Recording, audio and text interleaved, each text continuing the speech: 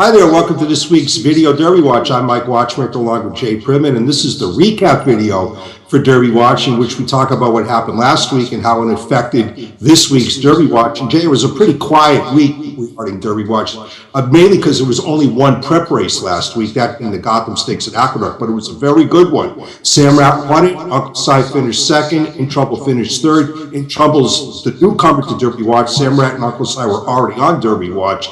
All three of them ran very well in the race. Let's first talk about Sam Rat. Remained undefeated, made it 5 for 5 in his career by virtue of his narrow victory in the Gotham.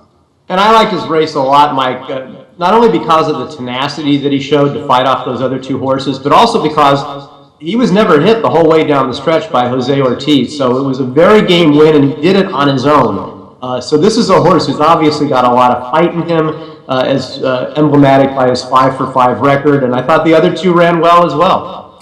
I think it should be noted that on a fair racetrack, Sam Rat was widest of all. He was about 3 or 4 wide on the first turn, 3 wide on the second turn, so that actually underscores the quality of his effort. But Uncle Si ran very well, finishing second. It's the second race in a row that Uncle Si has been second to Sam Rat. He was second in the Withers too. He was closer this time, only beating the neck.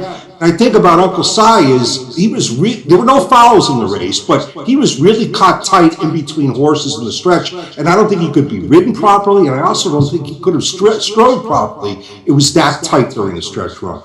Right, probably not the most comfortable spot to be in of those three horses down the stretch, but still, Sam Rat, to me, at least right now, kind of has his number. He's beaten him in those two races. Yes, Uncle Si got closer this time, but still Sam Rat beat him, so not much separating them, but Sam Rat just that much better right now. Let's talk about In Trouble for a moment here. He was the one that had more questions than anyone going into the Gotham because he had been off since late September, owing to an injury that required minor surgery. He was going 2 turns for the first time in his career too. He set the pace. He got away with somewhat comfortable early lead in the race, but he was very game the way he fought back in the stretch to be beaten all of 2 necks.